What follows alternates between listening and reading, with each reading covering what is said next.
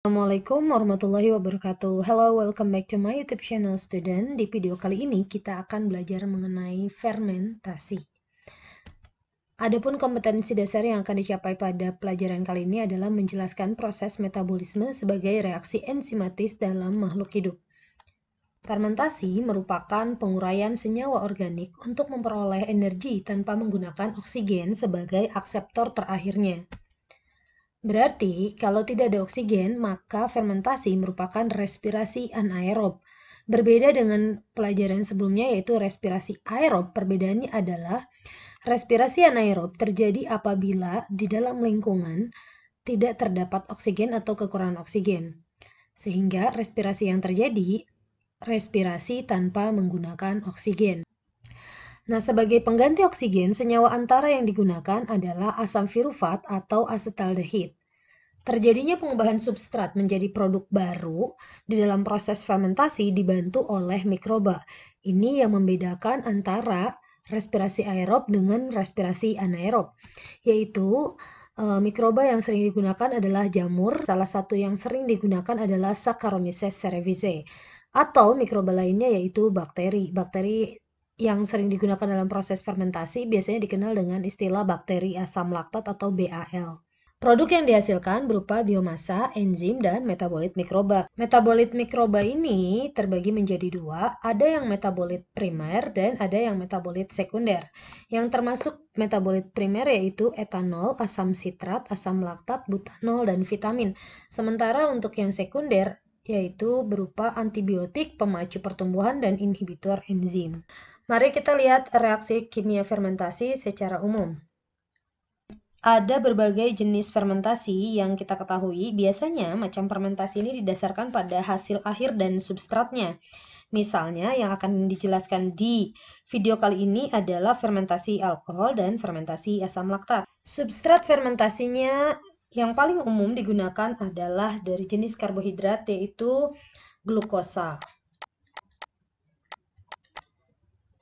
Glukosa ini akan membentuk asam pirufat dalam proses glikolisis sebagai senyawa antaranya. Tetapi pada kedua jenis fermentasi ini terjadi perbedaan di mana dua asam pirufat pada fermentasi asam laktat akan langsung dirubah menjadi dua asam laktat, sementara pada proses fermentasi alkohol, dua asam pirufat ini harus dirubah dulu menjadi senyawa antara lain yaitu 2-asetaldehid, baru kemudian dirubah menjadi 2-etil alkohol. Sekarang mari kita lihat ke reaksi kimia masing-masing fermentasi. Kita mulai dari fermentasi alkohol. Fermentasi alkohol ini biasanya dilakukan oleh sel ragi atau sering dikenal juga dengan istilah khamir atau yeast. Sel ragi yang paling sering digunakan dalam proses fermentasi alkohol adalah dari jenis Saccharomyces cerevisiae, yaitu jamur Ascomycota. Di mana jamur Ascomycota ini merupakan jamur yang bersifat anaerob fakultatif, yaitu dapat hidup secara aerob, tetapi juga dapat hidup atau tumbuh secara anaerob jika tidak ada oksigen bebas. Kita lihat reaksinya.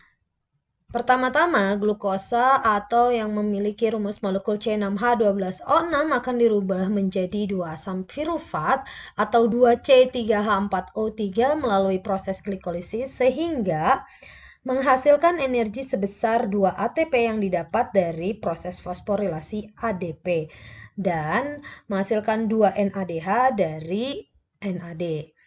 Proses fermentasi alkohol ini berlangsung dalam kondisi anaerob, sehingga asam pirufat yang terbentuk pada akhir glikolisis tidak akan berubah menjadi asetil koenzim A dan tidak akan masuk ke dalam siklus Krebs.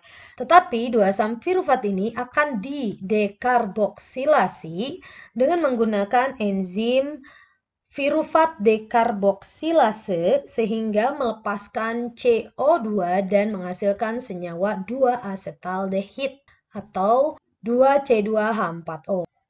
2-asetaldehid ini kemudian mengalami reduksi menjadi 2-etil alkohol atau C2H5OH dengan bantuan enzim alkohol dehidrogenase dan penambahan ion hidrogen dari reduksi 2-NADH. Nah, selama proses fermentasi alkohol dihasilkan energi dalam bentuk ATP saja, tetapi jumlahnya lebih sedikit dibandingkan respirasi aerob, yaitu hanya 2 ATP untuk setiap 1 molekul glukosa.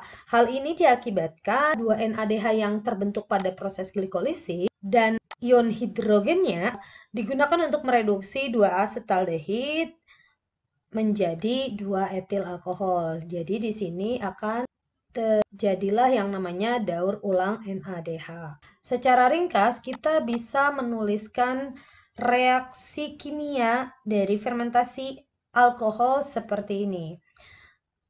Glukosa dengan bantuan enzim dirubah menjadi etanol atau etil alkohol dengan menghasilkan CO2 dan menghasilkan energi sebesar 2 ATP saja. Fermentasi alkohol ini bisa digunakan untuk membuat tape, roti, kemudian minuman keras seperti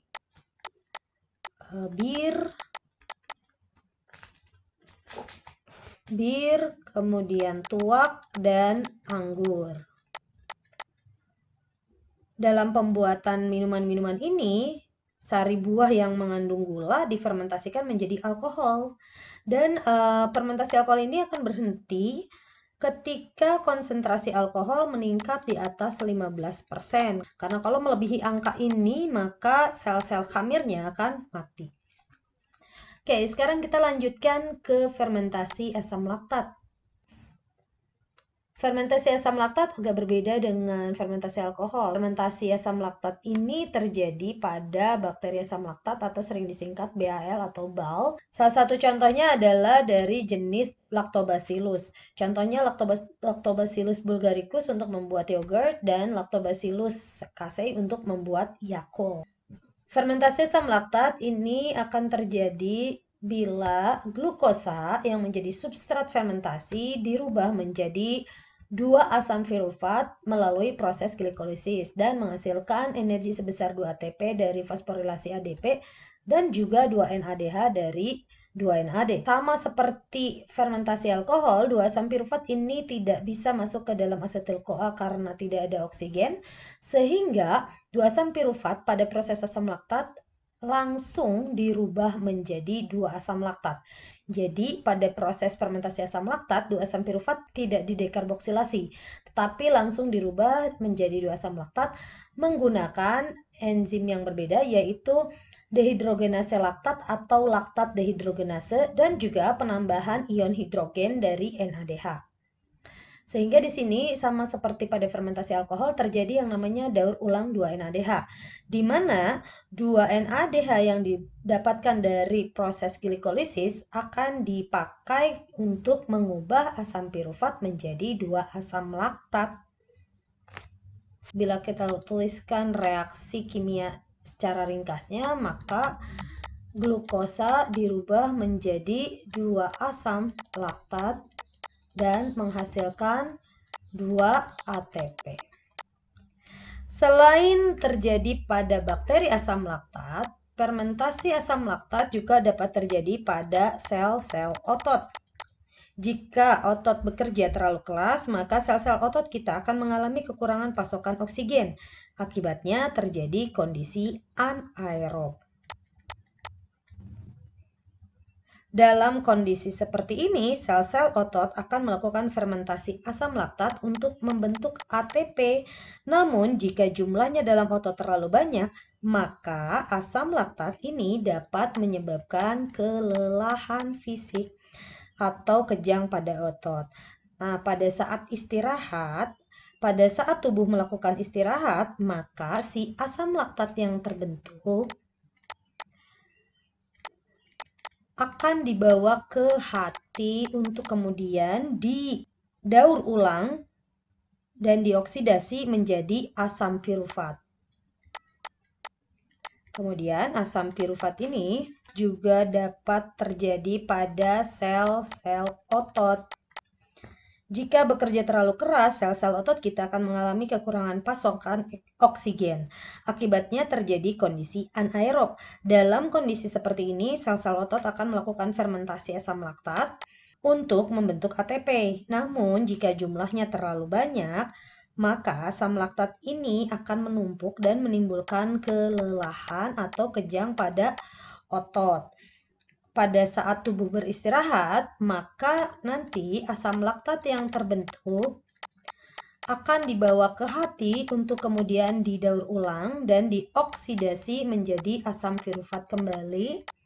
Kemudian asam pirufat ini akan mengalami respirasi aerob untuk menghasilkan CO2 dan air dan juga energi sebesar 38 ATP.